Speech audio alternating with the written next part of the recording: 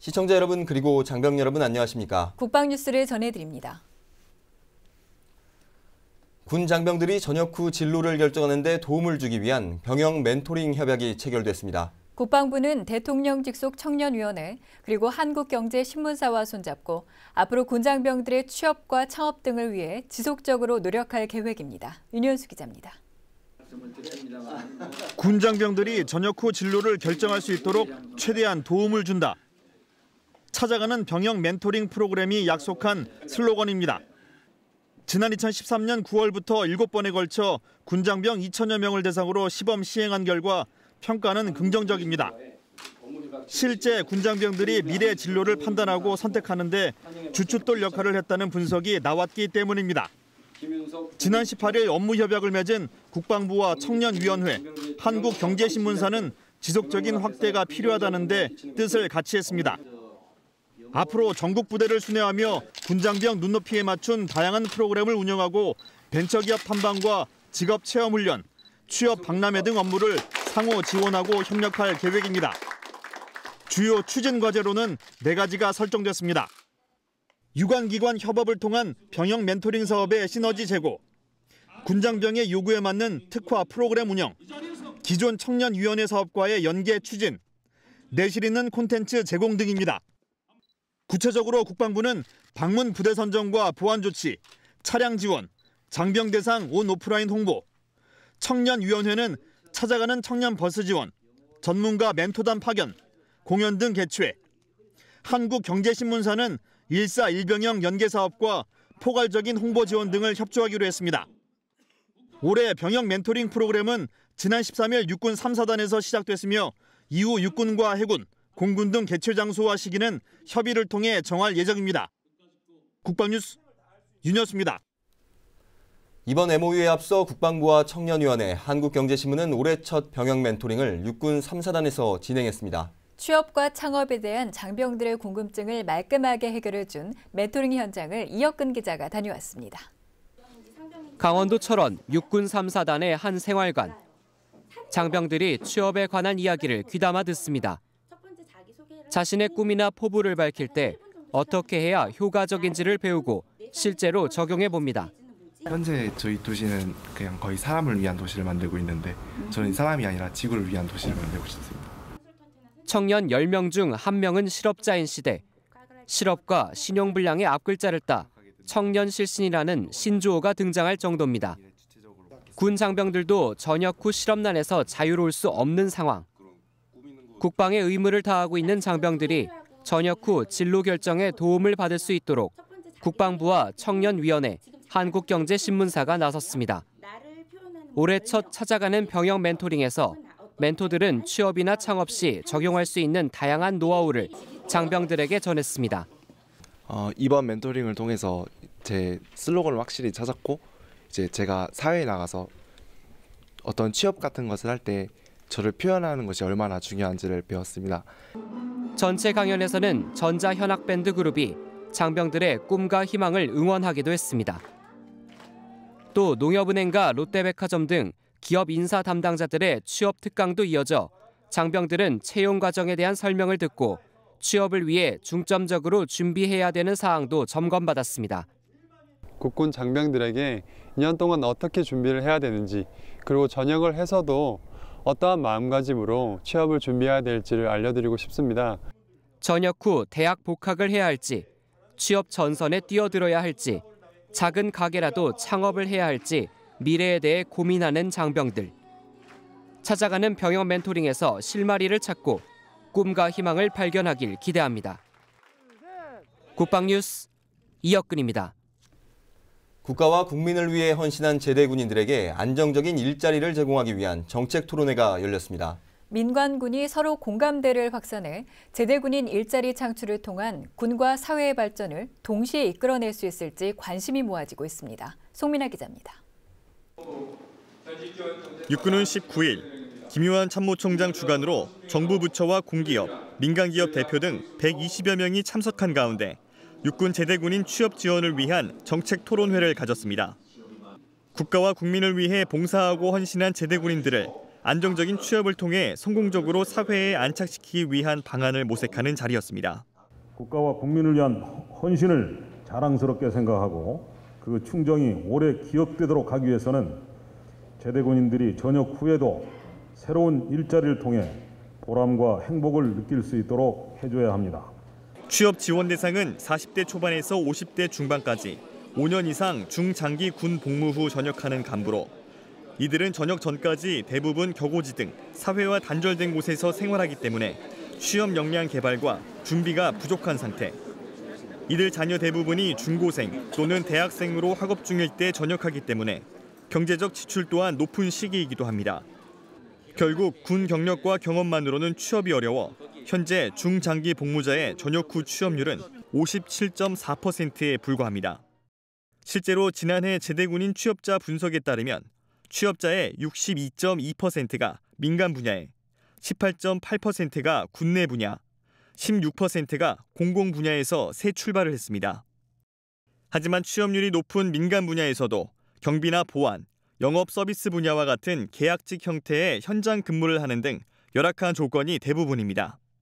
토론회에서는 이러한 제대군인 고용의 불안정을 해소하기 위해 군 복무 중 습득한 능력을 발휘할 수 있는 분야를 발굴해 취업을 지원하는 등 국가적 차원에서 법과 제도를 개선해 재원을 적극적으로 투자해야 한다고 지적했습니다. 고용주가 요구하는 능력과 지식 수준을 분석해서 여기에 적합한 그러한 일자리도 발굴하고 맞춤형 교육이 돼야 되겠다. 현재 육군은 제대군인에게 부합된 맞춤형 일자리를 확보하기 위해 군내 분야는 국방개혁과 연계해 민간 용역으로 전환 시 채용을 확대하고 공공 분야는 정부 시책과 연계해 국가 안보와 안전에 기여할 직위를 확대해 나가는 등 민관군이 적극적으로 취업 직위를 확대해 나가고 있습니다.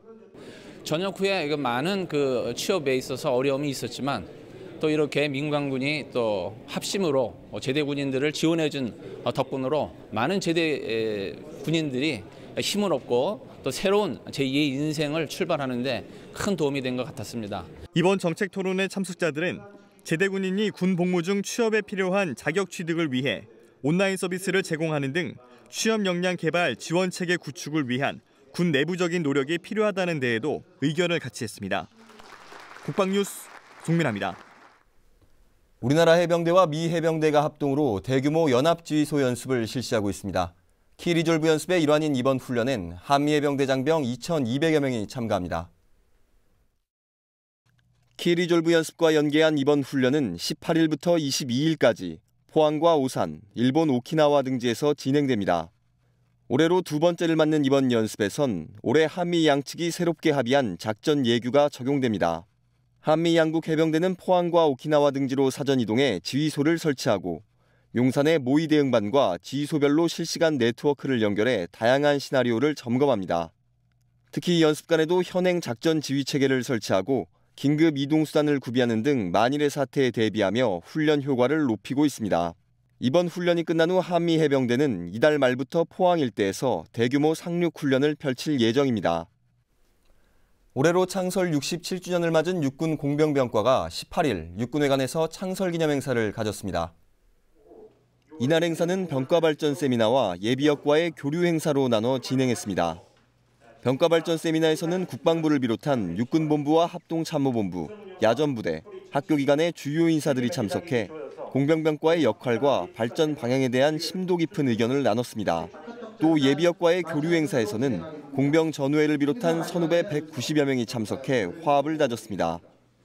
행사를 주관한 정종민 공병학교장은 선후배의 화합과 미래 전장 환경을 주도할 병과로 거듭나기 위해 이번 행사를 개최했다며 조국 보유의 중심병과로 부각될 수 있도록 전통을 잘 이어나가겠다고 밝혔습니다. 국방홍보원이 각 부대 현지 소식을 국민과 시청자들에게 더 빠르고 생생하게 전달하기 위해 현역 기자를 선발했습니다. 지난 17일부터 이틀 동안 진행된 워크숍에서는 홍보 아이템 개발부터 스마트폰을 활용한 영상 촬영 기법 등 기자로서 갖춰야 할 필수 교육이 이루어졌습니다. 원동환 중사의 보도입니다. 지난 2005년 국방TV 개국과 함께 현역 앵커 제도를 도입한 국방홍보원. 현재까지 국방뉴스 앵커와 기자, 국방 FM MC 등으로 활동하고 있습니다. 국방 홍보는 지난 17일 현역 앵커와 별도로 현지에 있는 현역들을 발전적으로 활용하기 위해 군과 국민의 소통 창구 역할을 할 현역 기자 62명을 위촉했습니다. 이들은 오는 4월부터 육해공군 해병대에서 병영문의 혁신 현장 소식과 장병들의 활동을 국민에게 더 빠르고 생생하게 전달하는 임무를 수행하게 됩니다. 특히 현역 기자들은 야전 부대에서 휴대전화를 활용해 촬영과 편집, 리포트까지 직접 도맡아 처리하면서 시청자에게 군의 진솔한 모습을 보여준다는 측면에서 큰 기대를 모으고 있습니다. 현역 기자 워크숍 교육을 받으면서 많은 교육들을 받았었는데 부대 내에 알려지지 않은 소식들을 스마트폰으로 직접 영상을 담아서 생생하게 보여줄 수 있다는 점이 너무 좋았습니다. 이틀 동안 진행된 워크숍은 부대 홍보 아이템 개발부터 휴대전화를 이용한 영상 촬영 구도와 기법 등 기자 임무 수행이 필요한 조건 중심으로 진행됐습니다. 권희석 국방홍보원장은 현역 기자들에게 생동감 넘치는 국방 뉴스를 만들어보자며 국민이 찾아보는 뉴스가 될 수 있도록 하자고 말했습니다. 이제 1인이 영웅인 시대가 지나갔어요. 이제 개성이 있는 많은 사람들이 모여서 새로운 어떤 신뢰를 창출해 나가는 이런 시대가 됐어요. 여러분들 한 사람 한 사람의 그 개성 있는 그런 영상들이 모여서 엄청난 또 새로운 영상을 만들어내는 그런 시대가 됐어요. 권희석 원장은 또 전문적인 교육을 통해 현역 기자로서의 임무를 잘 수행해주길 당부했습니다. 현역 기자들은 직접 보도 뉴스를 제작해보며 자신감과 사명감을 충전했습니다.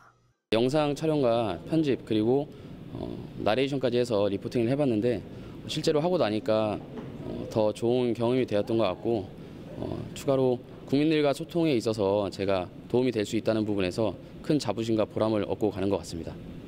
한편 국방TV는 이번 워크숍을 시작으로 군과 국민이 함께 채널을 활용해 소통과 공감이 이루어질 수 있도록 확대할 계획입니다. 국방뉴스 온동환입니다.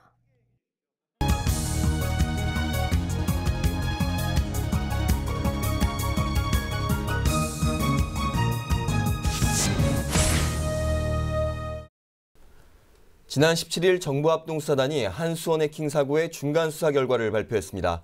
원전 도면 유출 등으로 국민적 불안감을 키웠던 이 사건이 결국 북한의 소행으로 결론 내려졌는데요. 네, 이렇게 원전 해킹의 배후가 북한이라고 밝혀진 가운데 북한 해커에 대해서도 관심이 집중되고 있습니다. 북한은 지금 오늘 이 시간에는 한수원 해킹 사고와 북한의 해커 양성에 관해서 얘기 나눠보도록 하겠습니다. 자유북한방송 김성민 대표 나오셨습니다. 안녕하십니까? 안녕하십니까? 네, 대표님. 그동안 북한의 해킹 대상은 이 정부 기관이나 언론사, 은행 등이었는데 이번 한수원 해킹은 또 우리 국민들의 안전과 직결되는 문제라서 그 불안감이 더 컸습니다. 북한의 사이버 공격 목표, 구체적으로 어떤 것입니까? 아마 두 가지 정도로 집중적으로 분석해 볼 수 있지 않을까 싶습니다. 말씀하신 것처럼 국민의 안전 문제를 건드렸는데요. 네. 지금 우리나라 안에서 원자력 발전소의 운영에 대해서 찬반 논쟁이 뜨겁지 않습니까? 이런 국론을 분열시켜보려는 의도가 하나 깔려있다고 봐야 되겠고요. 네. 다음으로는 문자 그대로 원자력 발전소 해킹입니다. 국민들의 불안을 가중시키고 이로부터 우리 전국에 영향을 끼치려는 그런 의도를 가지고 북한이 저들 말로 아닌 버사를 하고 있지만 네. 해킹을 했다, 시도했다라고 봐야 되겠죠. 네. 이번 사건을 계기로 해서요. 북한 해커들이 다시금 주목을 받게 됐습니다. 근데 북한 해커라고 하면 좀 수제급 인력들일 텐데요. 언제부터 또 어떻게 양성이 되는지 궁금한데요. 예, 이게 우리 지금 대한민국에서는 해커 양성이라는 말이 불법으로 저는 알고 있는데요. 네. 북한은 이게 가능할 뿐만 아니라 국가가 체계적으로 해커들을 양성해 왔다고 보고 있습니다. 예를 들면 북한은 86년에 최초로 군 내에 미림대학이라는 지금 기밀대학으로 이름을 바꿨는데요. 해커 양성 집단을 대학에서 5년제 대학에서 만들어내고 있죠. 물론 명목상으로는 군의 자동 지휘를 위한 기술 인재들을 만들어낸다 하지만 그 5개 과 중에서 하나는 틀림없이 해커들을 양성하는 과였다고 증언하고 있습니다. 네. 그 대학을 졸업한 탈북자가 2명이나 있거든요. 저들의 증언에 따르더라도 해커들을 전문 양성했던 기간이 있었고요. 그리고 동시에 북한에서는 그 구소련의 그 군사대학들에 이제 유학을 보내기 시작합니다. 네. 기술자들을 이를테면. 그래서 가서 푸른제 군사 아카데미 같은 데를 졸업하고 나와서 전문 이제 컴퓨터 기술을 배워가지고 북한에 들어오게 되는데 이런 사람들을 가지고 1992년에 각 군단에 전자전국을 만들어냅니다.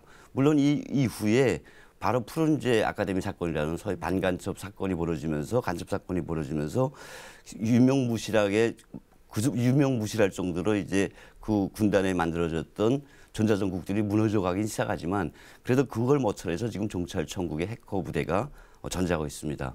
이렇게 여러 가지 방향으로 해커들을 만들어냈고요. 그리고 현재도 김성종합대학이라든가 김책공업대학, 군사대학들에서 그런 전문 요원들을 만들어내고 있습니다. 네, 그런 과정들을 거쳐서 이 북한에서 해커가 되면은 일단 인터넷에도 자유롭게 접속할 수 있어서 이 많은 정보를 획득할 수 있고 또 그 밖에 호화 생활도 즐긴다고 하는데 어떻습니까?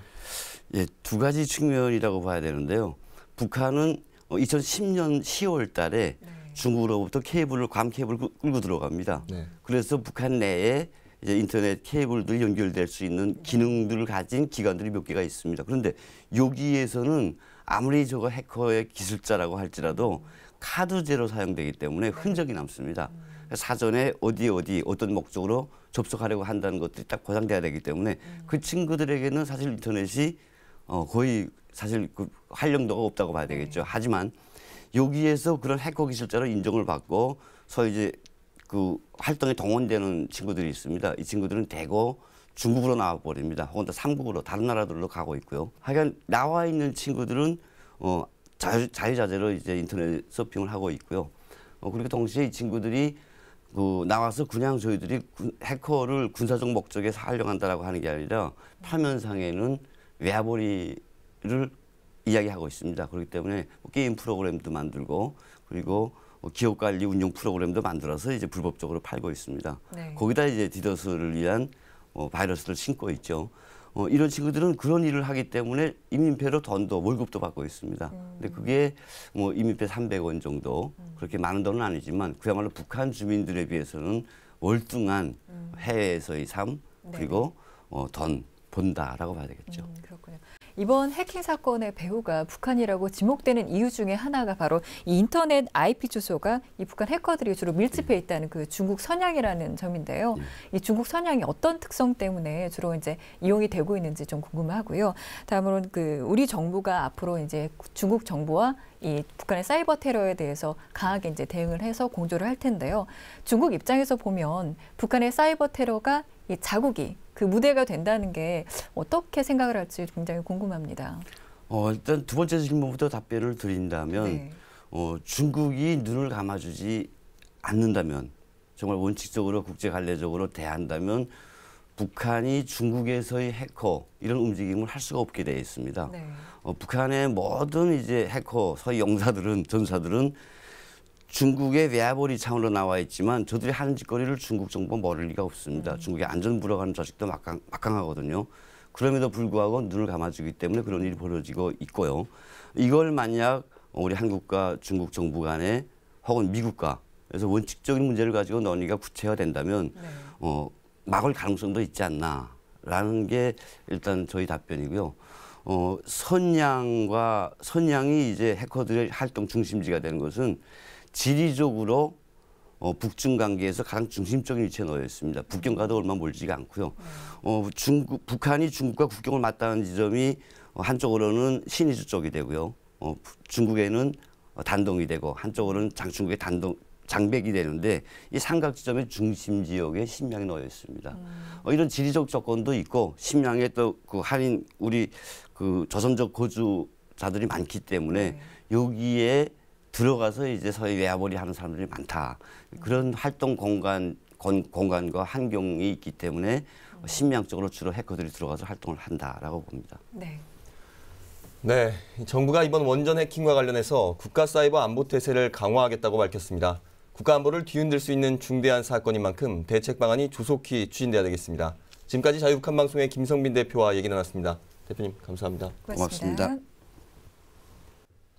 앞서 국방뉴스의 야전 특파원이 되어줄 각군 현역 기자들의 실무교육 소식 전해드렸습니다. 네, 현역 기자들이 직접 전해드릴 야전의 다양한 소식들, 앞으로 많은 관심과 성원 부탁드립니다. 국방뉴스를 마칩니다. 시청해주신 여러분 고맙습니다.